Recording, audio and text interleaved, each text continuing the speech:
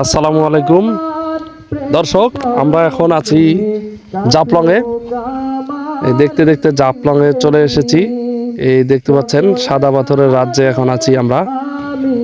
আলহামদুলিল্লাহ, আমরা এই মুহূর্তে জাফলং 0 পয়েন্টে আছি।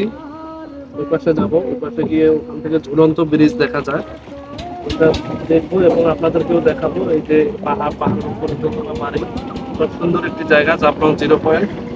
অনেক পাথর, গোলাগঞ্জ সাদা পাথর প্লাস আপনার বিছানাকান্দি জাফলং প্রায় একই, কিন্তু হালকা কিছু তফাৎ আছে এই আর কি। তাছাড়া সবকিছুই একই, পাথর পাহাড় এবং এই যে নদী, যে ঝর্ণার যে স্রোতধারা, এই আর কি প্রায় একই সবকিছু। বাট অনেক সুন্দর লাগতেছে। আসেন দেখাবো আপনাদেরকে। আমরা নৌকা দিয়ে পার হয়ে এই পাশে আসলাম 0 পয়েন্টে যাওয়ার জন্য। পাথরগুলো অনেক সুন্দর, একদম রঙিন, এক এক পাথরের এক এক রং, অনেক সুন্দর লাগতেছে। অনেকটা ভোলাগঞ্জ সাদা পাথরের যেরকম পাথর দেখছিলাম, ধূসর বর্ণ, সাদা বর্ণ, লাল বর্ণ, মার্বেল পাথরের মতো অনেকটা। আমরা বর্ডারের একদম কাছেই চলে আসছি। ওই যে পাহাড়ের উপরে যে বাড়িগুলো দেখতে পাচ্ছেন, এগুলো হচ্ছে ভারতের মধ্যে পড়ছে। মানে মূলত পাহাড়গুলো সব ভারতের আর কি, যেটা মূল কথা।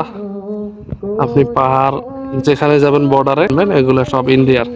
বাট যদি পাহাড়গুলো আমাদের হইতো আরো ভালো লাগতো বিষয়টা। এখন মেনে নিতে কষ্ট হচ্ছে, তারপরও মানতে হবে, করার কিছু নাই। এই যে এখন অল্প পানি নামতেছে ঝিরি ঝিরি করে। বর্ষার সময় এইগুলো পানি দিয়ে ভরাট থাকে। এখন আমরা শীতকালে আসাতে পানিগুলো শুকিয়ে গেছে। আমরা এখন এসেছি একদম বর্ডারের কাছেই। যে পাহাড়ের উপরে 3 তলা দোতলা বাড়ি, অনেক সুন্দর একটি দৃশ্য, অসাধারণ। এত সুন্দর দৃশ্য এটা আসলে ক্যামেরাতে দেখে আপনারা বুঝতে পারবেন না এই জায়গার সৌন্দর্য। ছবির চেয়েও সুন্দর এই জায়গাটি। অনেক পর্যটক প্রতিদিন এখানে আসে, যে হাজার হাজার দর্শনার্থী পর্যটক আসে এখানে।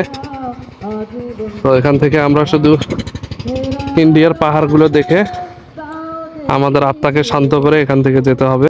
সবুজ গাছপালায় ভরা এই পাহাড়গুলো আসলে সত্যি মনোমুগ্ধকর। এবং এর মাঝখান দিয়ে যদি আরো পাহাড়ের বুক চিরে যদি পানির স্রোত, জলধারা, ঝর্ণা যদি থাকে, এটার মানে সৌন্দর্য আরো বহুগুণ বাড়িয়ে তোলে এই জিনিসটা। এবং স্বচ্ছ জলরাশি, এটা মানুষকে আরো আনন্দ দেয়। এখানকার পানি মানুষের শরীরকে ঠান্ডা করে, আত্মাকে ঠান্ডা করে। তো আসলে ভাষায় প্রকাশ করার মতো না। এখানে এই যে অনেক পর্যটক আসছে, এনারা পানিতে ভিজতেছে, যদিও অল্প পানি, তারপরেও আত্মাকে শান্ত করার জন্য সবাই নেমে পড়েছে, গোসল দিচ্ছে। পানিগুলো অনেক স্বচ্ছ এবং অনেক ঠান্ডা, এবং সব মিলিয়ে অসাধারণ, অপরূপ সৌন্দর্যের লীলাভূমি এই জাফলং। এই নদীর বুকে এই নৌকা, ছোট ছোট নৌকাগুলো ছুটে চলে, পর্যটকদের এক জায়গা থেকে এক জায়গায় আনা নেওয়ার কাজ করে, পারাপারের কাজ করে। এবং অনেক সুন্দর, এটি নদীর সৌন্দর্য আরো বহুগুণে বাড়িয়ে তোলে এই ছোট ছোট নৌকাগুলো। আজকে খুব ভালো লাগলো, সর্বশেষ জাফলং এর পানি খাই আমার মানে মনটাকে ঠান্ডা করলাম আমরা, ঠান্ডা করলাম। এবং এখানে যে সুন্দর বাতাস আর সুমিষ্টি বাতাস, পানি খাইতে যেরকম সুমিষ্ট পানি, হ্যাঁ পানি খাইতে যেরকম সুমিষ্ট বাতাস শরীরে লাগে, এরকম আমাদের প্রশান্তি দেয়। আলহামদুলিল্লাহ, আজকে মুহূর্তে আমরা 3 জায়গায় আমরা ভ্রমণ করলাম। নাম্বার 1 হচ্ছে বিছানাকান্দি, নাম্বার 2 একটা পান্থমুই ঝর্ণা শুকায় গেছে, আর নাম্বার 3 হচ্ছে জাফলং। এই 3টার মধ্যে আমাকে কিন্তু গ্রেডিং দিতে হয়। আসলে জাফলং নাম্বার 1 এ থাকবে, নাম্বার 2 হচ্ছে আপনার বিছানাকান্দি, নাম্বার 3 হচ্ছে পান্থম। কারণ পানি না থাকাতে অনেকটা, পানি না থাকার কারণে আসলে সবুজের সৌন্দর্য দেখা যায় না। আপনারা যদি আসেন সব জায়গায়, অবশ্যই হচ্ছে আশা লাগবে বর্ষাকাল। থ্যাঙ্কস। তো আলহামদুলিল্লাহ, আমরা জাফলং এ অনেকক্ষণ যাবত ঘোরাঘুরি করলাম, তো অনেক সুন্দর লেগেছে। আমরা প্রথমে আসছিলাম বিছানাকান্দি, ওখান থেকে তারপর পান্থমুইয়ে এসে পান্থমুই ঘোরা শেষ করে আমরা এসেছি জাফলং এ লাস্ট স্টেজে।